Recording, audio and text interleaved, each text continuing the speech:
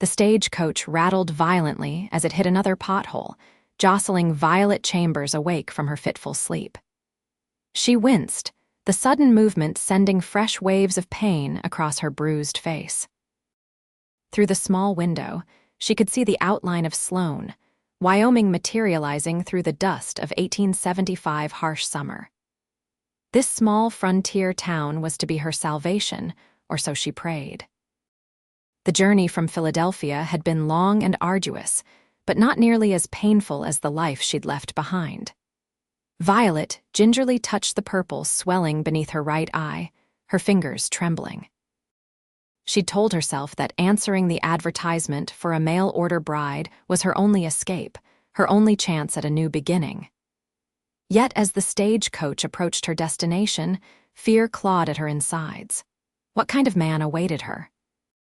Would he be any different from her father, whose drunken rages had painted her body with bruises for years? Sloan Station. End of the line, the driver called out, his voice cutting through Violet's anxious thoughts. She gathered her single carpetbag, all she had managed to bring of her former life, and straightened her wrinkled traveling dress as best she could. The mirror in her small compact revealed what she dreaded. Despite her attempts to cover them with powder, the bruises on her face remained painfully visible, a purple-yellow testament to her past. "You need help down, miss?" the driver asked as he opened the door.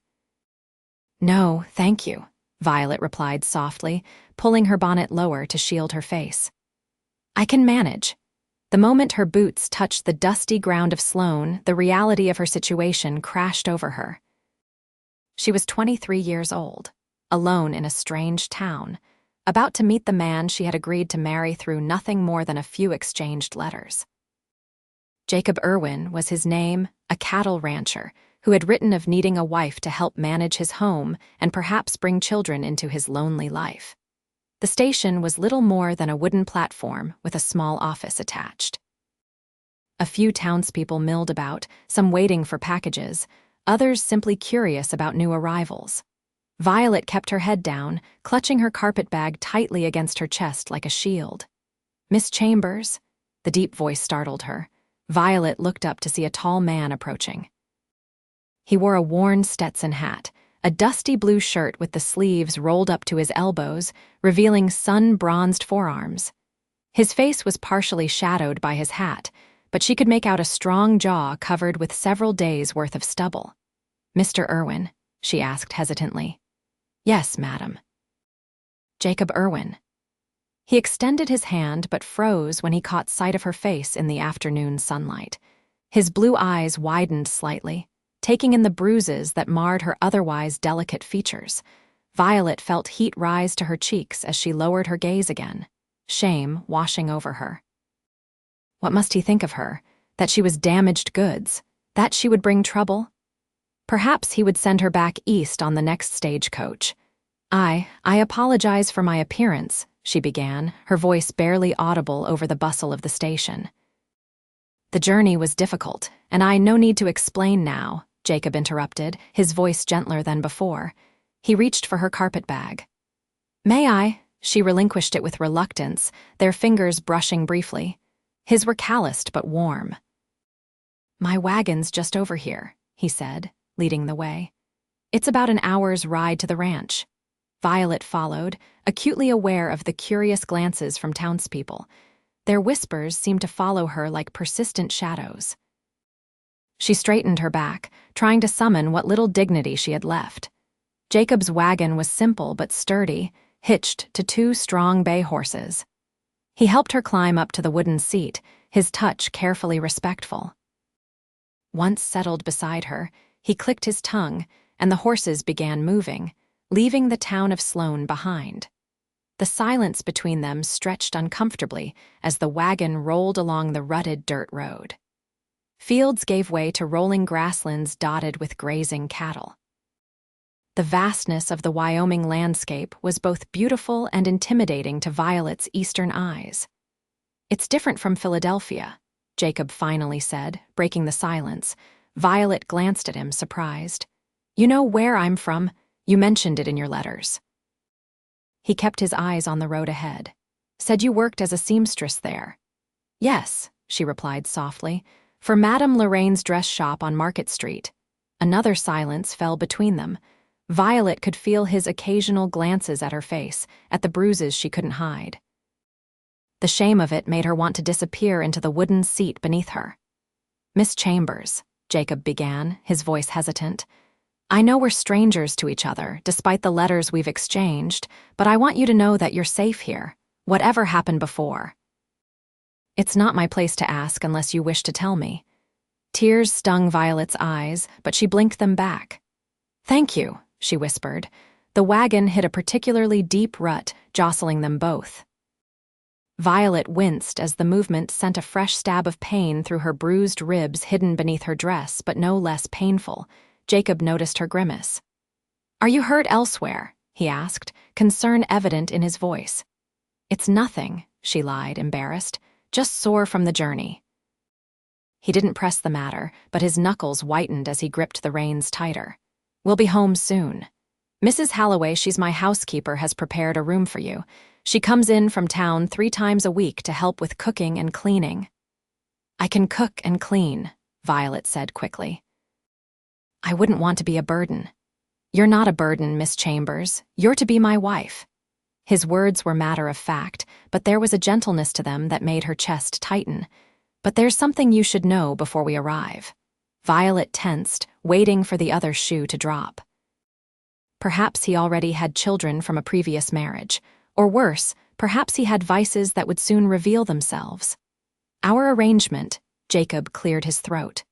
I know what I wrote in my letters about needing a wife, and I meant it, but I want you to know that I don't expect. That is, there won't be any obligations until you're ready, if you're ever ready. Violet stared at him, trying to comprehend his meaning. What I'm trying to say, he continued, clearly uncomfortable, is that you'll have your own room for as long as you wish. I won't force myself on you, ever. That's not the kind of man I am. Relief flooded through her so intensely that she nearly wept. Thank you, she managed to say. They crested a small hill, and Jacob's ranch came into view. It wasn't as grand as some of the cattle barons' spreads that Violet had read about, but it was substantial, a solid 2-story house with a wide porch, several outbuildings, and corrals where horses grazed. Beyond stretched fenced pastures where cattle dotted the landscape like dark stones on a green blanket. It's beautiful, she said sincerely. A small smile touched Jacob's lips. It's home, he replied simply. As they drew closer, Violet could see a plump, middle-aged woman emerge from the house onto the porch, shading her eyes against the setting sun. That's Mrs. Halloway, Jacob explained. She's been with me since I built this place 5 years ago. Good woman, though she fusses more than necessary.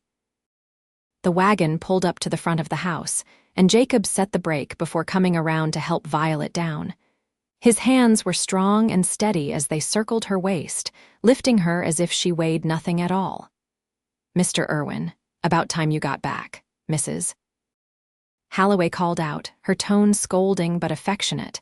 Her words died on her lips as she caught sight of Violet's face. Oh, you poor dear, she whispered. Violet wanted to sink into the ground. Instead, she forced a smile. Hello, Mrs. Halloway. I'm Violet Chambers. It's a pleasure to meet you. Come inside, child, the housekeeper said, recovering quickly. I've got supper nearly ready, and your room is prepared.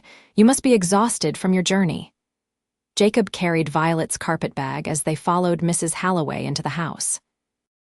The interior was simpler than the homes Violet had known in Philadelphia, but clean and well-maintained.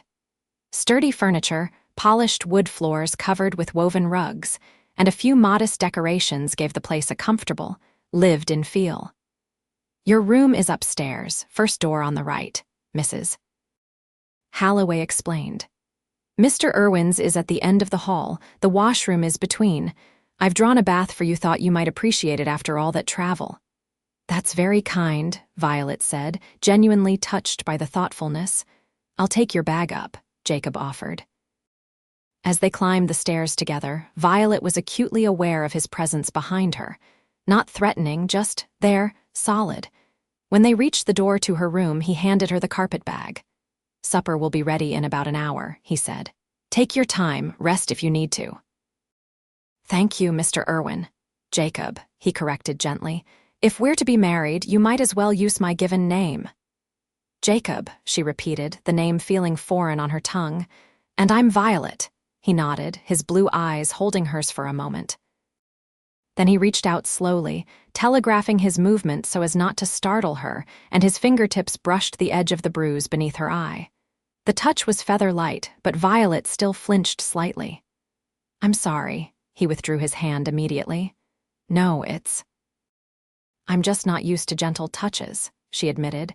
Something flashed in his eyes, anger perhaps, but not directed at her. "Whoever did this to you," he said, his voice low and controlled, "they can't reach you here. I promise you that." Before she could respond, he continued, "Mrs. Halloway has some salves that might help with the healing. I'll ask her to bring them up for you." With that, he turned and headed back downstairs, leaving Violet standing in the doorway with her carpet bag clutched against her chest and an unfamiliar warmth spreading through her. The room was modest but comfortable, a brass bed with a colorful quilt, a dresser with a mirror, a small writing desk by the window that overlooked the ranch, and a rocking chair in the corner. Beside it sat a copper tub filled with steaming water, a luxury Violet hadn't expected.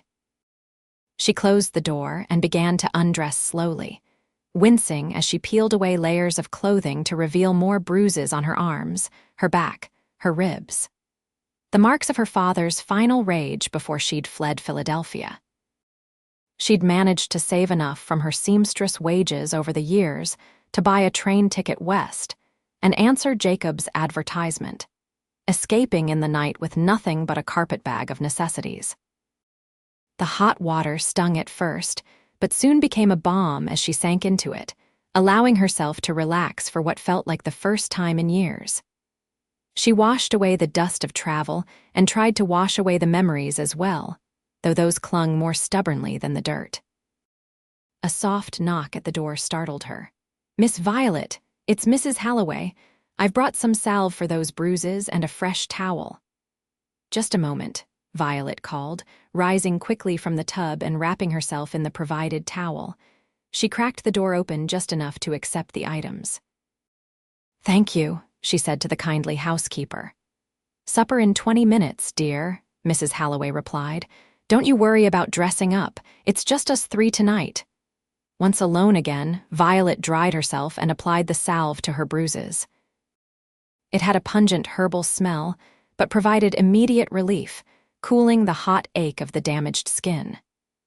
She dressed in one of her 2 dresses, the blue one with the high collar that covered most of the marks on her neck and chest. Her face was another matter. There was no hiding those bruises except with her hair, which she let fall in soft waves around her face rather than pinning it up properly. Downstairs, she found Jacob and Mrs. Halloway in the dining room. Jacob rose when she entered, pulling out a chair for her. "You look refreshed," he said simply. "I feel much better, thank you," she replied, taking her seat. "And thank you for the salve, Mrs. Halloway. It's very effective." "Old family recipe," the housekeeper said proudly, placing a platter of roast beef on the table. "My grandmother was half Cherokee, taught my mother all about healing plants. Works wonders on all sorts of injuries." The meal was simple but delicious: roast beef, potatoes, fresh bread, and green beans from Jacob's garden. Violet ate cautiously, her appetite diminished by nerves, but managed more than she expected. The conversation was polite but somewhat stilted, all 3 of them navigating the awkwardness of their new arrangement. "So, Miss Violet, Mrs. Halloway said as she served apple pie for dessert, "Mr. Irwin tells me you're a seamstress by trade." "Yes," Violet nodded. "I've been sewing since I was a child. My mother taught me before she passed."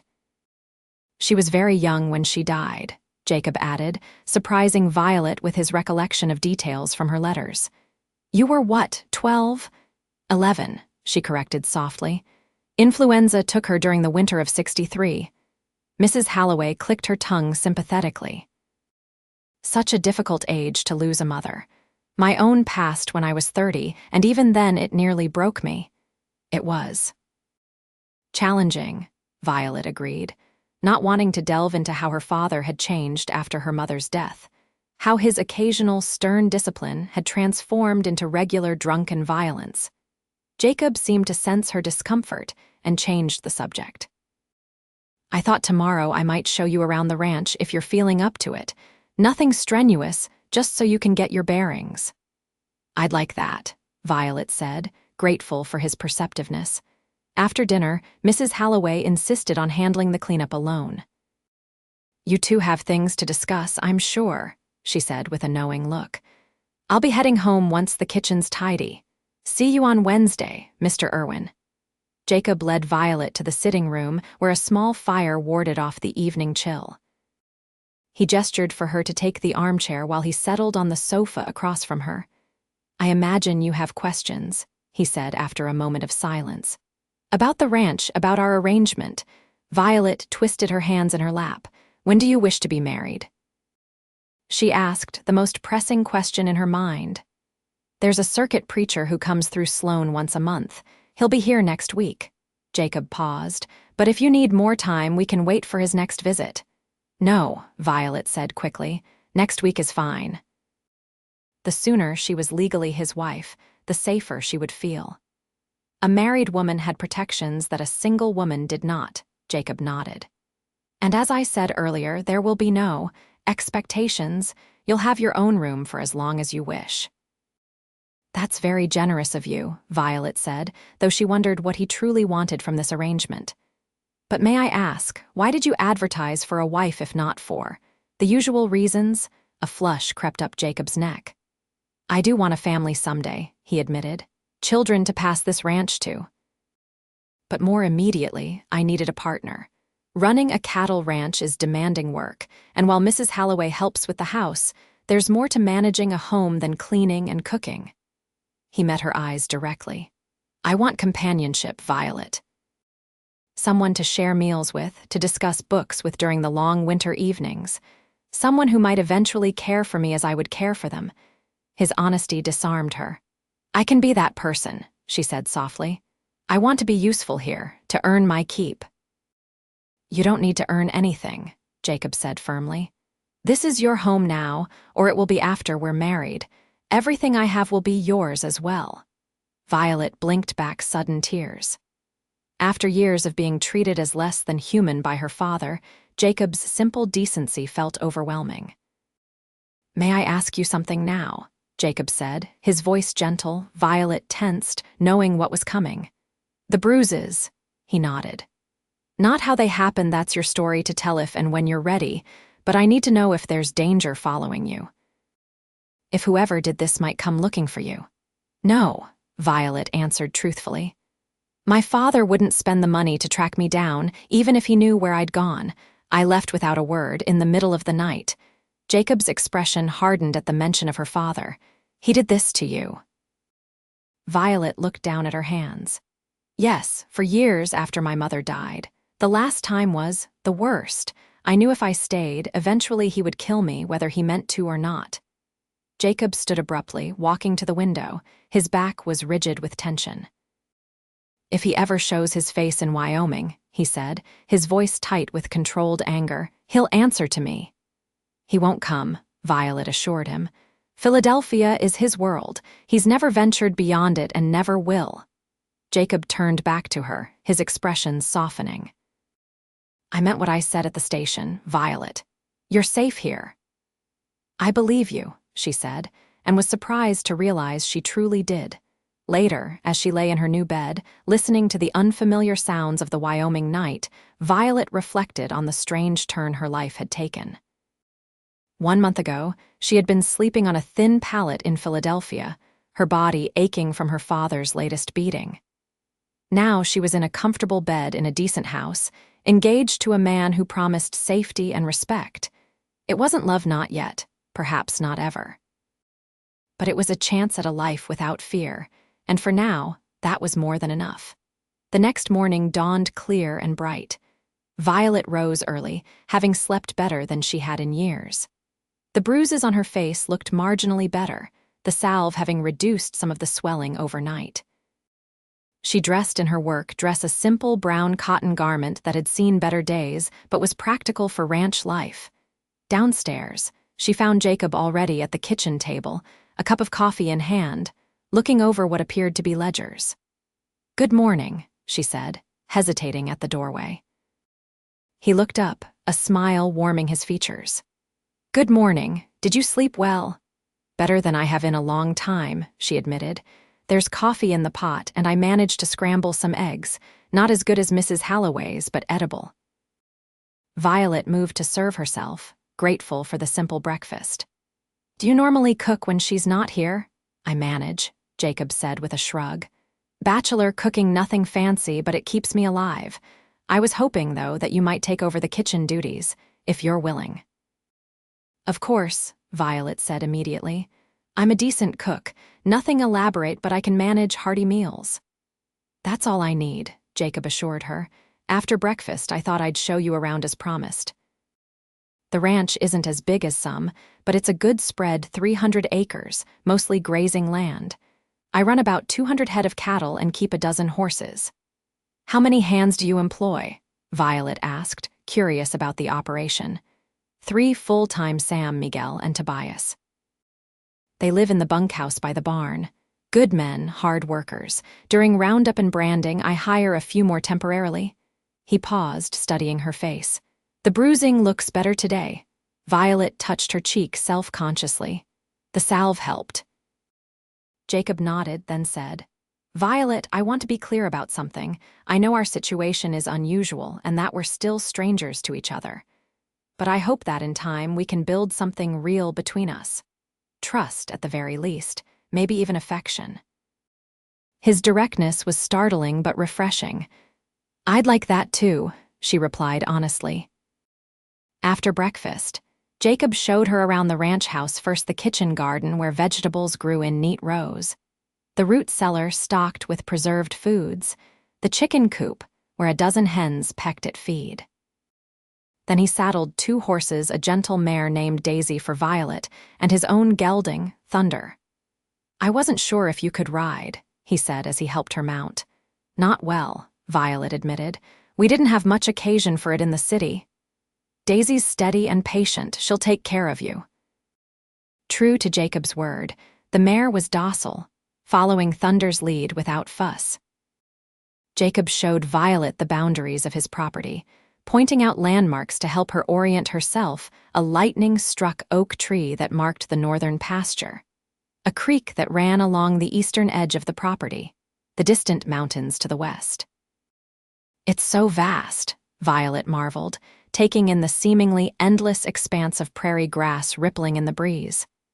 "That's Wyoming for you," Jacob said with evident pride. "Some find it too empty, but I've always loved the openness of it. Room to breathe, room to be." They stopped for lunch at the creek, dismounting to sit in the shade of a cottonwood tree. Jacob had packed a simple meal of bread, cheese, and apples, which they shared while watching the clear water flow over smooth stones. "How did you come to be in Wyoming?" Violet asked, curious about the man who was to be her husband in less than a week. Jacob leaned back against the tree trunk. "I was born in Ohio, but my family moved to Nebraska when I was 8. My father had the westward itch, always believed prosperity lay just over the next horizon. When I was 19, I headed further west on my own, worked as a ranch hand for a few years in Colorado, then Wyoming. Saved every penny until I could buy my own place 5 years ago. Your parents? Both gone now.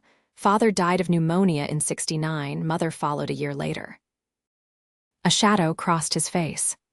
"My younger brother, Daniel, was killed at Shiloh. He was just 18. "I'm sorry," Violet said softly. "The war took so many." Jacob nodded, his gaze distant.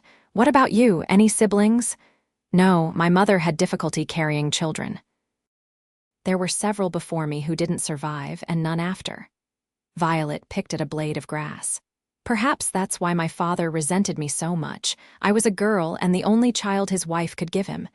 Jacob's jaw tightened. "No excuse for what he did to you." "No," Violet agreed quietly. "But understanding it helps me somehow." They sat in companionable silence for a while, the only sounds the gurgling of the creek and the occasional call of a meadowlark. "We should head back," Jacob finally said, rising and offering Violet his hand. "Storm clouds building to the west. Wyoming weather can turn quickly." The ride back to the ranch was more hurried, and they reached the house just as the first fat raindrops began to fall. After stabling the horses, they ran for the porch, laughing as the sky opened up in earnest. "That was close," Jacob said, shaking water from his hat. Violet pushed wet strands of hair from her face, suddenly aware of how exposed her bruises were with her hair plastered back. She moved to cover them with her hand, but Jacob gently caught her wrist. "Don't," he said softly. "You don't need to hide from me, Violet." Their eyes met, and something shifted between them, a current of understanding, of possibility. Then thunder cracked overhead, breaking the moment. "We should go in," Jacob said, releasing her wrist. "I'll build a fire to ward off the chill." The next few days fell into a pattern. Violet took over the kitchen duties, finding satisfaction in preparing meals that Jacob clearly appreciated.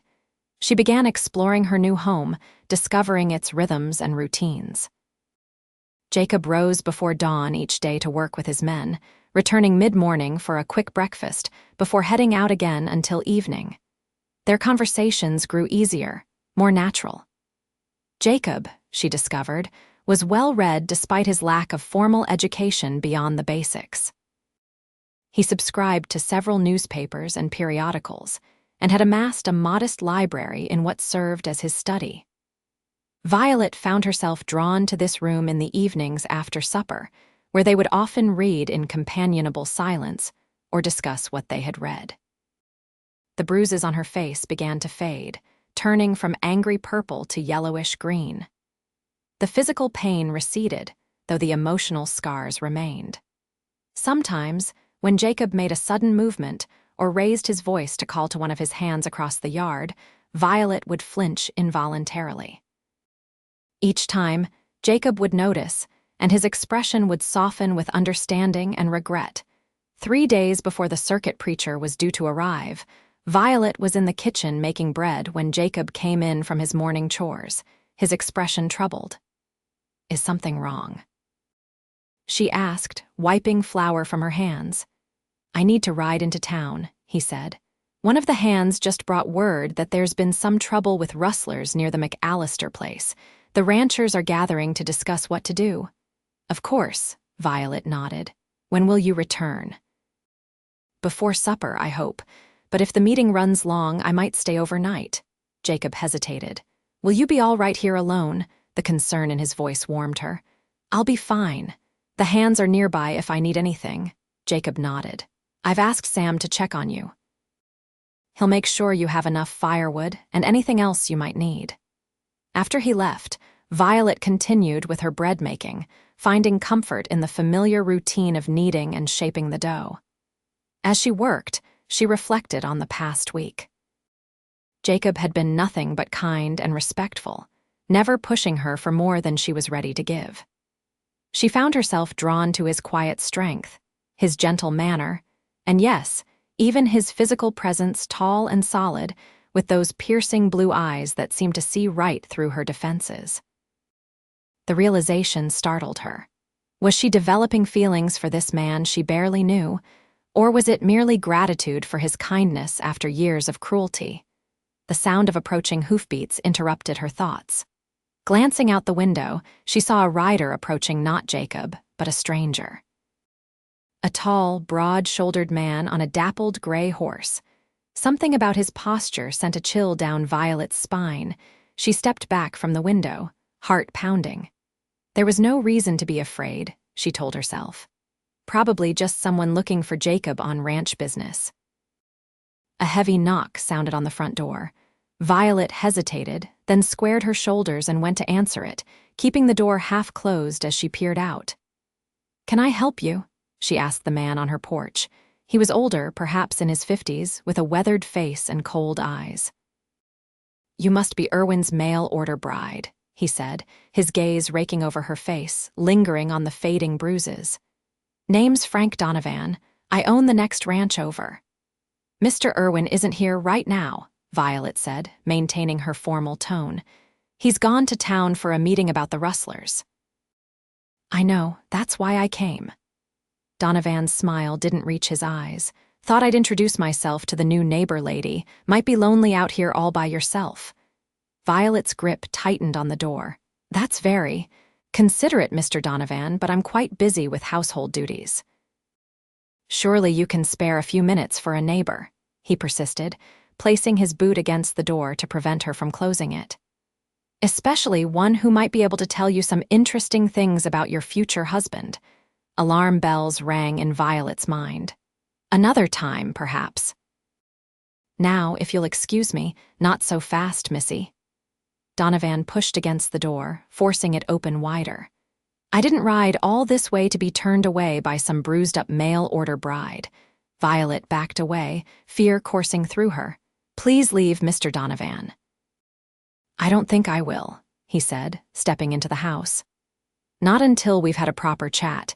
You see, Jacob Irwin and I have some unfinished business. He took something that belonged to me a few years back, and I never forget a debt. Whatever dispute you have with Mr. Irwin has nothing to do with me, Violet said, trying to keep her voice steady. She was calculating the distance to the kitchen, where a heavy iron skillet sat on the stove. Donovan advanced further into the house. Oh, but it does now, doesn't it? You're his woman. And there's no better way to send a message to a man than through his woman. Before he could take another step, the sound of a rifle being cocked froze him in place. That's far enough, Donovan, came a firm voice from the doorway. Violet turned to see one of Jacob's ranch hands, Sam. She recalled standing there with a Winchester trained on the intruder's chest. This is private business, boy, Donovan growled. Not on this ranch, it ain't, Sam replied steadily. Mr. Irwin asked me to keep an eye on his lady, and that's what I'm doing. Now you can leave peaceful-like, or I can put a hole in you. Your choice.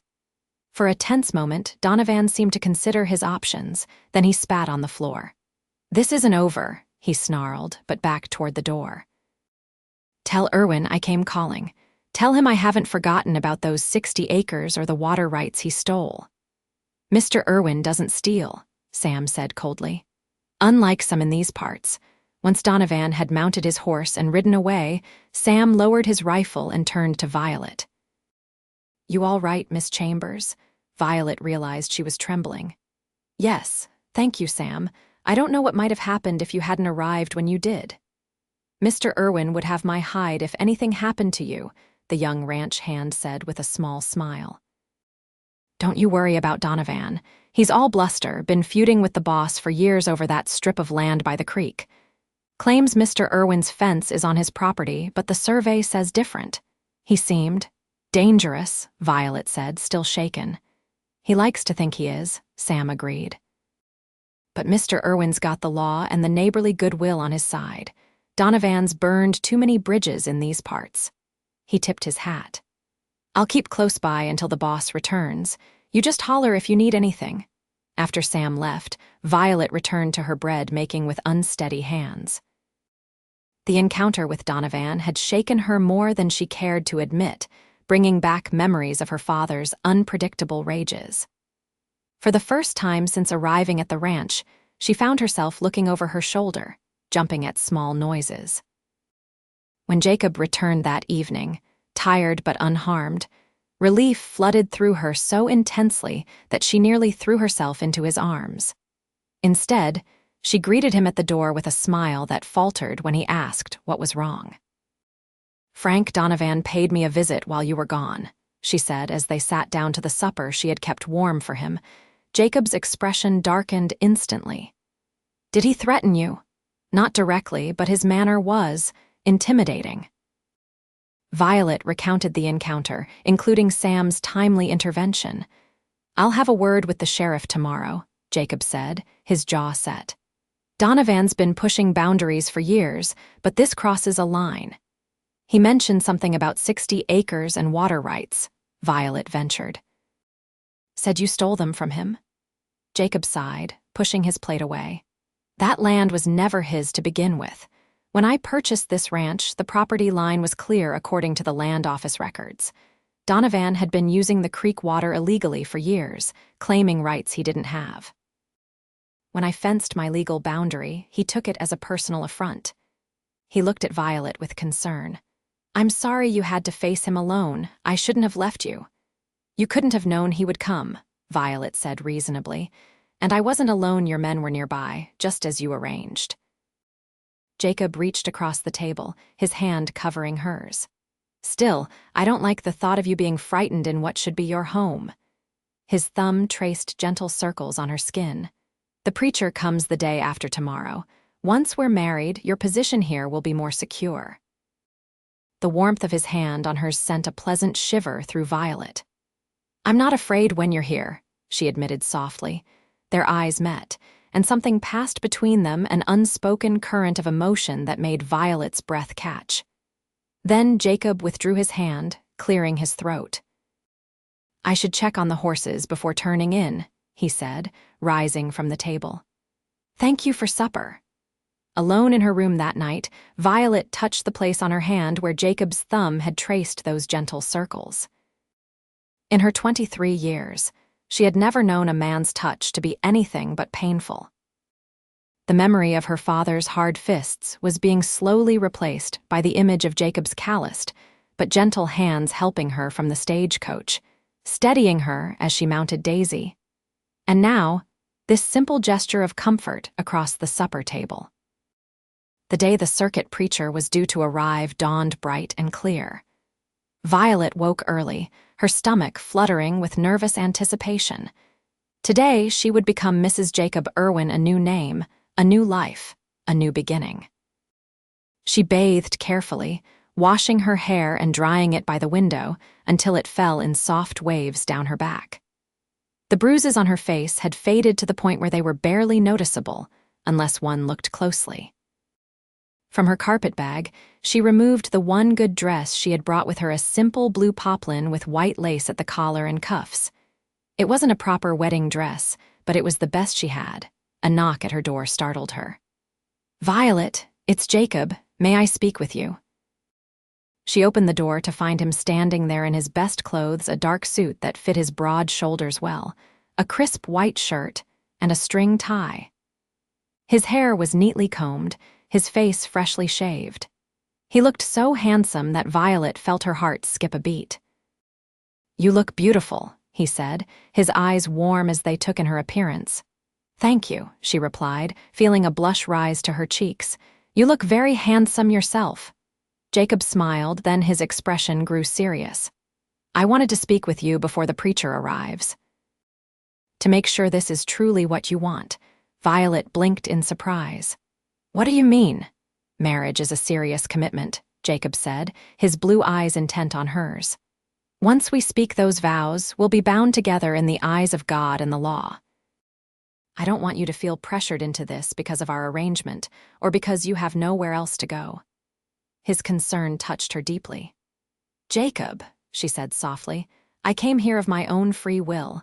I agreed to be your wife knowing what that meant. I'm not being pressured into anything." "But do you want this? Do you want to be married to me?" he pressed. "Not just as a means of security or safety, but as a true partnership?" Violet considered his question carefully. Over the past week, she had come to respect Jacob Irwin's character, his decency, his quiet strength, his gentle manner. Was it love? Perhaps not yet, but it was a solid foundation on which love might grow. "Yes," she answered truthfully. "I want to be your wife, Jacob. Not just for security, but because I believe we could build a good life together." Relief washed over his features. "That's all I needed to hear." He reached into his pocket and withdrew a small box. "I have something for you. It was my mother's." Inside the box lay a simple gold band with a small pearl set in the center. "It's beautiful," Violet whispered. "I had it sized in town yesterday," Jacob explained. "I hope it fits." The sound of an approaching wagon interrupted them. "That'll be Preacher Collins," Jacob said. "Are you ready?" Violet nodded, her heart full of a strange mixture of nervousness and hope. "I'm ready." The ceremony itself was simple and brief. Preacher Collins, a kind-faced man with silver hair, performed the service in Jacob's sitting room. Sam and Mrs. Halloway, who had come specially for the occasion, served as witnesses. "Do you, Jacob Irwin, take this woman to be your lawfully wedded wife?" the preacher asked. "I do," Jacob answered, his voice steady and sure. "And do you, Violet Chambers, take this man to be your lawfully wedded husband?" "I do," Violet replied, surprising herself with the firmness of her voice. "Then, by the authority vested in me, I now pronounce you man and wife." Preacher Collins smiled benevolently. "You may kiss your bride, Mr. Irwin." Jacob hesitated, his eyes seeking Violet's permission. She gave a small nod, and he leaned down to press his lips gently against hers, a brief, chaste kiss that nonetheless sent warmth spreading through her entire body. Mrs. Halloway had prepared a special dinner to celebrate the occasion: roast chicken, fresh bread, vegetables from the garden, and a small cake for dessert. The meal was filled with easy conversation and laughter, with Sam regaling them with tales of ranch life and Mrs. Halloway fussing over everyone like a mother hen. After the guests had departed and the house grew quiet, an awkward tension descended. Violet stood in the sitting room, twisting her new wedding ring nervously around her finger. "I meant what I said about your own room," Jacob said quietly from behind her. "Nothing has to change tonight." Violet turned to face him, gathering her courage. "What if I want something to change?" she asked softly. Jacob's eyes widened slightly. "Violet, I know you don't," she interrupted. "That's why I trust you, Jacob. You've never demanded anything from me." She took a step closer to him. "But we're married now, and I'd like to try to be a real wife to you." Jacob's breath caught audibly. "Are you certain?" In answer, Violet reached up and placed her hand against his cheek, feeling the slight roughness of his evening stubble. "I'm certain that I want to try, if you're patient with me." "Always," he promised, his voice rough with emotion. That night, in the larger bedroom at the end of the hall that was now theirs, Jacob was true to his word. He was endlessly patient, achingly gentle, guiding Violet through her first experience of physical intimacy with reverent hands and whispered encouragements. When she tensed or hesitated, he would pause, waiting for her silent nod before continuing. And when she finally surrendered to the unfamiliar sensations, finding unexpected pleasure in his arms, the look of wonder on his face made her feel beautiful despite her fading bruises. Later, as they lay together in the darkness, Violet's head resting on Jacob's chest, his heartbeat strong and steady beneath her ear, she marveled at how far she had come in such a short time. From a life of fear and pain to this moment of peace and connection. "Jacob," she whispered. His hand stroked her hair lazily. "Thank you." "For what?" he asked, puzzled. "For being gentle, for being patient, for treating me like I matter." Jacob's arms tightened around her. "You do matter, Violet, more than I could have imagined when I sent that advertisement east, I think." He hesitated. "I think I'm falling in love with you." The words hung in the air between them, honest and vulnerable. Violet felt tears prick her eyes. "I think I might be falling in love with you too," she confessed. In the weeks that followed, Violet and Jacob settled into married life with surprising ease. She took to ranch life with determination, learning the rhythms of the seasons and the daily chores that kept the household running smoothly. Jacob taught her to ride properly, and soon she was accompanying him on his rounds of the property, gaining confidence in the saddle day by day. Their nights together grew more comfortable, more passionate, as Violet's trust in Jacob deepened and her fear of physical contact receded. Sometimes, she would wake from nightmares of her father's rages, gasping and disoriented, but Jacob would hold her gently until the terror passed, never pressing her to explain but always there, solid and reassuring.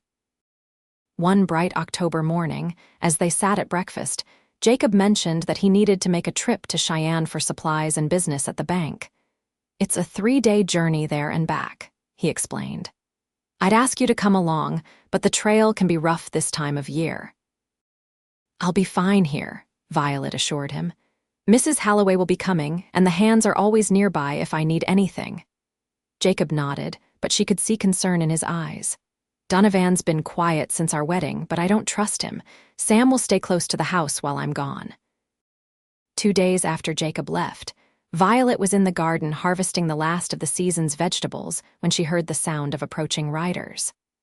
Looking up, she saw not 1 but 3 men on horseback coming up the drive. Frank Donovan flanked by 2 rough-looking companions. Violet's heart raced, but she straightened her back and stood her ground as they dismounted. Mr. Donovan, she said coolly. My husband isn't here. I know, Donovan replied with a smirk. That's why we came. Thought it was time we finished our conversation from before. These are my associates, Brady and Wells. The men tipped their hats mockingly. Violet noticed with growing alarm that all 3 were armed, pistols visible at their hips. I have nothing to say to you, Violet said firmly. Please leave our property. Donovan laughed, an ugly sound. Your property, that's rich. Half of what Irwin claims as his rightfully belongs to me, including that creek water he's so protective of. The land office and the courts disagree, Violet replied, thinking of what Jacob had told her about their dispute. Now I must insist that you leave. Not until we've made our point, Donovan said, his voice hardening. Irwin needs to understand what happens when he crosses me. Thought taking his woman might send the right message. Real fear gripped Violet now. She glanced toward the bunkhouse, hoping to see Sam or one of the other hands, but the structure was empty. The men were out on the range, too far to hear any call for help. Taking me would be kidnapping, she said, trying to sound braver than she felt. The law would hunt you down. Laws stretched thin in these parts, one of Donovan's men, Brady, sneered.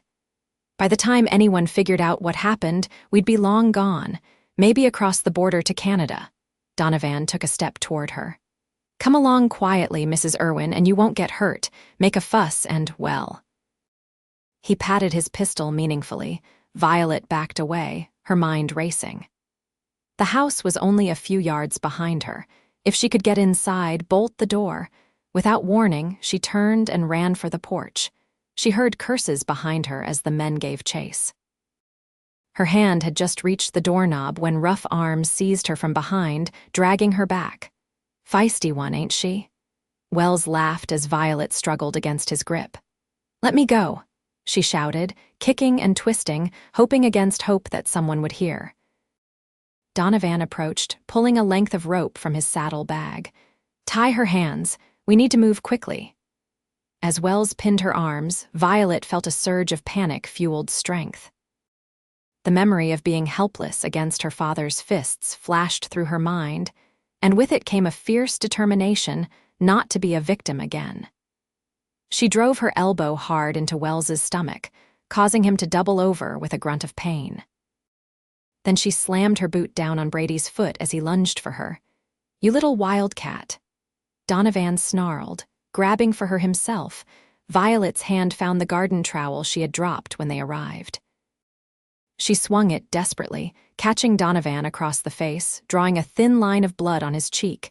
He howled in rage and pain, then backhanded her hard across the face. Violet fell to the ground, her ears ringing from the blow, the taste of blood in her mouth. That's enough, Donovan shouted. Tie her up and get her on my horse. Through her dazed state, Violet heard the unmistakable sound of a rifle being cocked.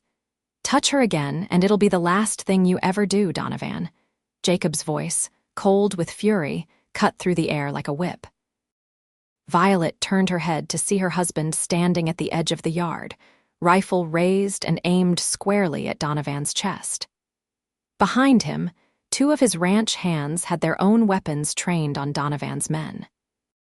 This doesn't concern you, Miguel, Donovan said to one of the hands, trying to salvage the situation.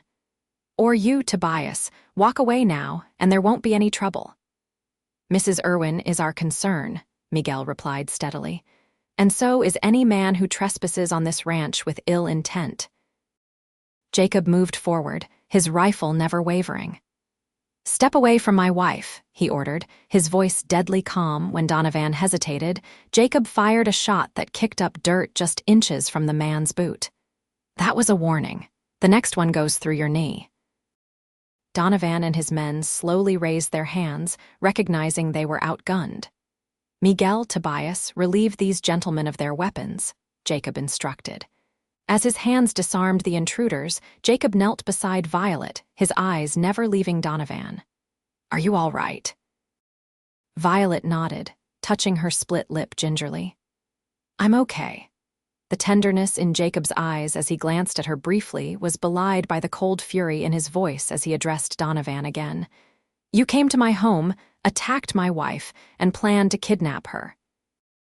Give me one good reason why I shouldn't put a bullet in you right now." "The law," Donovan began. "The law would likely thank me," Jacob interrupted. "After all the trouble you've caused in these parts." "Please, Jacob," Violet said softly, placing her hand on his arm. "Don't become a killer because of him. He's not worth it."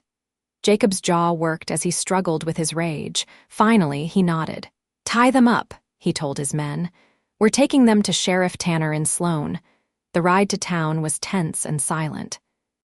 Jacob insisted that Violet ride with him on Thunder, unwilling to let her out of his sight. Her split lip had swollen, and a bruise was forming on her cheek, where Donovan had struck her a cruel reminder of the marks that had only recently faded. In Sloan, Sheriff Tanner listened gravely to their account of what had happened, taking in Violet's injuries with a frown. "Attempted kidnapping, assault, trespassing with intent to do harm, that's enough to put them away for a good long time," the sheriff said. "I've been waiting for years to catch Donovan in something this serious. I want them prosecuted to the fullest extent of the law," Jacob said firmly. "And I want a restraining order preventing Donovan from coming anywhere near my property or my wife ever again." "You'll have it," Sheriff Tanner assured him. "Judge Parker's due in town next week for circuit court. These three will stand trial then." That night, back at the ranch, Jacob tenderly cleaned Violet's split lip and applied Mrs. Halloway's salve to her bruised cheek. His hands were gentle, but she could feel the tension radiating from him. "I should never have left you," he said, his voice tight with self-recrimination. "If I had been here—" "Don't," Violet interrupted, placing her fingers against his lips. "You couldn't have known they would come." "And I'm all right, Jacob. A split lip and a bruise I've had far worse." "That doesn't make it acceptable," he said fiercely. "No one will ever hurt you again, Violet, not while I draw breath." "I know," she said simply, believing it with all her heart. Later, as they lay in bed together, Jacob's arms protectively around her, Violet reflected on how different her life was now from just a few months ago. The bruises on her face might be familiar, but everything else had changed. Here, in this man's arms, she had found not just safety but love deep, abiding love that had grown gradually but surely between them. "Jacob," she whispered into the darkness, "I love you, not just because you protect me or provide for me, but because of who you are. The man who touched my bruises so gently that first day and promised healing." Jacob's arms tightened around her. "I remember," he said softly. "You looked so frightened, so hurt.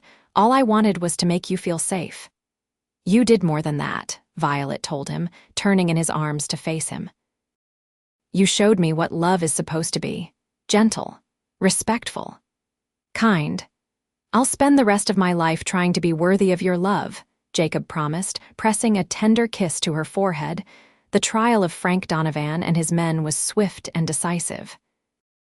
With multiple witnesses to the attempted kidnapping and assault, including the visible evidence of Violet's injuries, the jury took less than an hour to return a guilty verdict. Judge Parker sentenced Donovan to 15 years in the territorial prison, his accomplices to 10 years each. As autumn turned to winter, the ranch settled into a peaceful routine. The cattle were moved to lower pastures for the cold months, the garden was put to bed, and the house was made snug against the Wyoming winds. Violet discovered a talent for making quilts, fashioning warm blankets from scraps of fabric that Mrs. Halloway brought her from town. One snowy evening in December, as they sat before the fire in the sitting room, Jacob reading the newspaper while Violet worked on her latest quilt, she felt a wave of nausea wash over her. It was the third time that day, and she could no longer ignore what it might mean. "Jacob," she said, setting aside her needlework. I believe I might be expecting." Jacob lowered his newspaper slowly, his eyes widening. "A baby, our baby," Violet nodded, a smile spreading across her face despite her nervousness. "I'm about 6 weeks late, and I've been feeling ill in the mornings." In an instant, Jacob was kneeling before her chair, his hands gently covering hers. "Are you certain?" "As certain as I can be without a doctor's confirmation," she replied. "Mrs. Holloway suspects it too. She's been giving me knowing looks all week."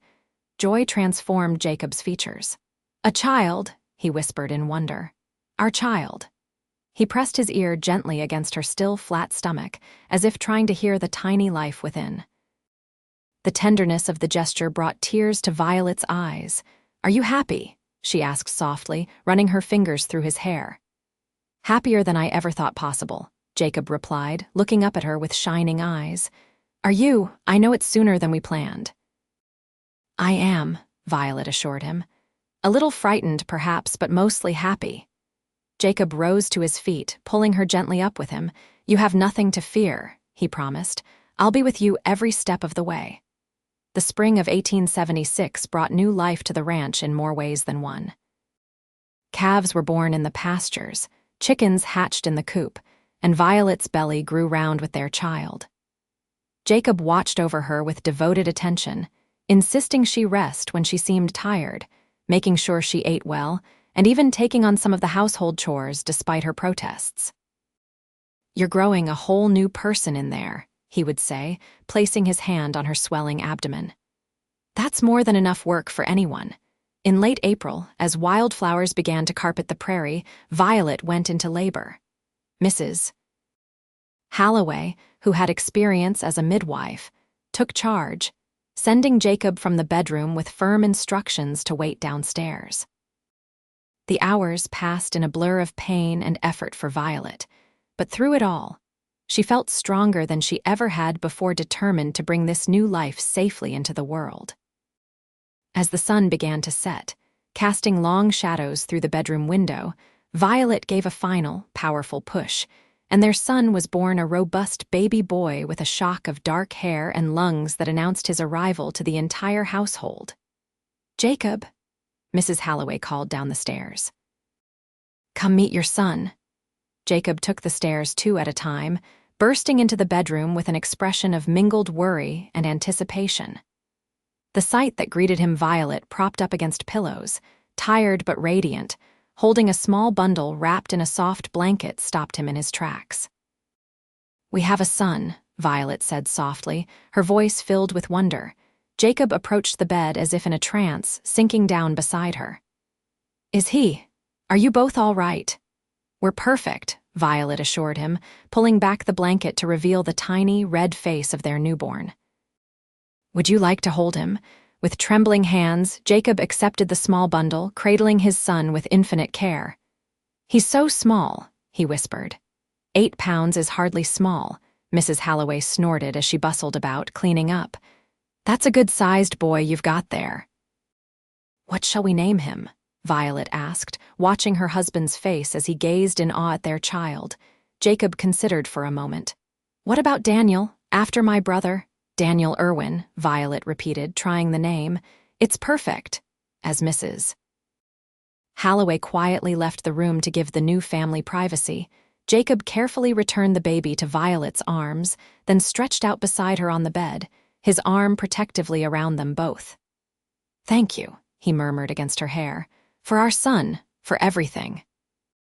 Violet leaned into his embrace, feeling complete in a way she had never imagined possible. From the bruised and frightened woman who had stepped off that stagecoach less than a year ago to this moment, a wife, a mother, loved and cherished, the journey had been remarkable. "Do you remember what you promised me that first day?" she asked softly. "When you saw my bruises," Jacob nodded, his fingers lightly tracing the curve of her cheek where the marks had long since faded. I promised healing. And you kept that promise, Violet said, turning to meet his gaze. Not just for my body, but for my heart and soul as well. As baby Daniel slept peacefully between them, Jacob leaned forward to place a gentle kiss on Violet's lips. I will always keep my promises to you, he vowed. Always. The seasons turned, and the Irwin ranch prospered. Jacob's careful management and forward-thinking investments expanded their holdings, while Violet's practicality and household skills kept their home running smoothly. Daniel grew from a robust baby to a curious toddler who delighted in following his father around the ranch, solemnly observing the daily chores with wide blue eyes that matched Jacob's exactly. 2 years after Daniel's birth, Violet gave birth to twin girls Elizabeth and Catherine, who brought twice the joy and twice the chaos to the household. Jacob doted on his daughters shamelessly, carrying them around the ranch on his broad shoulders, reading them stories at bedtime, and defending them fiercely from the occasional teasing of their older brother. As the children grew, so too did the love between Jacob and Violet. The shadows of her past receded further with each passing year, though they never disappeared entirely. Sometimes, on rare occasions, a sudden loud noise or unexpected movement would still make her tense momentarily.